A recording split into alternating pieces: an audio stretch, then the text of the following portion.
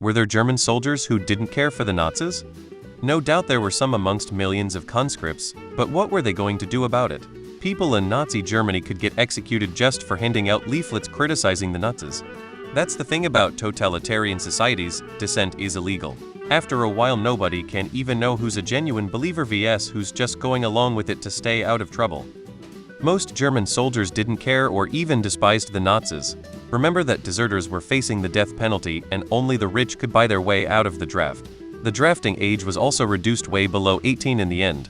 The problem with dictatorships like that is that those loyal to the ruling Partei later are the ones rising in rank. The ordinary soldiers were more often than not victims of the dictatorship, not followers.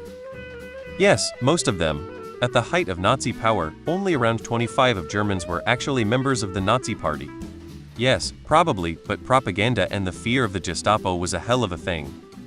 Unless you were in the SS, you probably didn't care for the Nazis too much. Men will fight for whatever country their family resides in, whether they agree with the politics or not.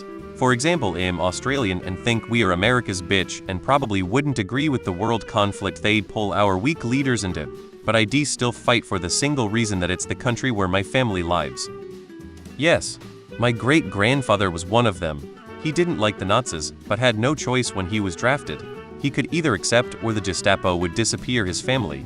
My grandfather came from a family of Social Democrats, going back to the 1800s. It was also a Navy family, so he naturally tried to join the Navy in the mid-30s. The downstairs neighbor denounced him and his application was rejected. By 1937, the Navy really needed men.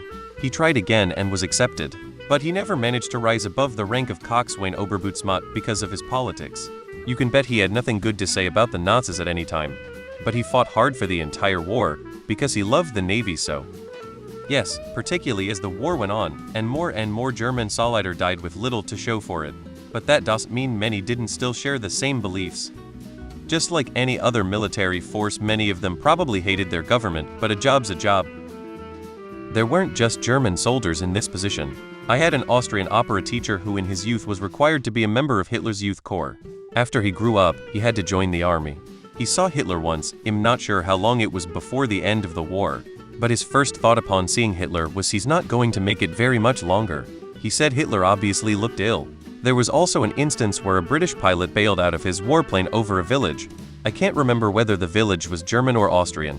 My teacher was there when the pilot's parachute got caught on the steeple of the village church, so everyone knew he was up there. My teacher went into the church and managed to retrieve the pilot safely. He then had to barricade the door with the pilot's help because the villagers wanted to kill the man. He managed to save man's life. Sometime after the war ended, he received an invitation to Buckingham Palace. The Queen wanted to thank him for what he had done. So yeah, there were soldiers who did not agree with Hitler.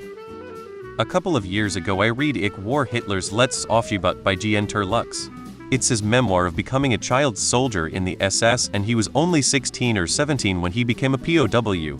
Towards the end of the war, most able-bodied German men were either dead or injured, and the Nazis had to resort to forcing children to fight for them. I had a few family members that fought for the Nazis. One was a cook, the other was a seamstress. Both were killed towards the end of the war. They came from rural areas and were basically forced to join. Money, food, etc. was hard to come by during those times. I would say it's similar to how the US military recruits in the poverty of the Deep South. The other family member I had was in the SS, but my grandpa told me that he was recruited because he fit the SS standards and was basically brainwashed into becoming a psycho. Ironically, he survived the war and successfully hid from Allied forces who actively tried to hunt him down. After a few years he came out of hiding and had a family and normal life. Of course there were, but some people just follow orders regardless of what they are or lack the courage to go against the mob, especially if it gets you imprisoned. Yea, there was a spectrum of how much they supported that ideology. It's how the even nastier army units came to be. They were screened to make sure they hated the Jews and other groups enough to harm them. There were definitely people all the way through to middle-upper officers that were just pro-Germany, not pro-Holocaust or pro-fascist. That being said, some still ended up following the orders or acting like the people around them. Watch the film The Reader. It's a small glimpse into it. Watch the film Valkyrie with Tom Cruise. It is based on the real event of a faction of the German army, so opposed to the Nazis that they attempted a coup. They tried to assassinate Hitler, get the SS arrested, and overtake the government. Yes, my grandfather was sent to and died at the Russian front because he did not like the Nazis and what they were doing to Jews. He probably knew the survival rate of those at the Russian front, but he did what he believed in. He was drafted into the army and had no choice. Lots of them. Look up Operation Valkyrie. The head of the German military, Erwin Rommel, was one of these people and a part of the conspiracy to assassinate Hitler. Given how few actual votes the NS-Stab got to come to power, I'd say it's a roaring certainty. There were many soldiers who disagreed with Hitler, but continued to do his bidding. We call them Nazis.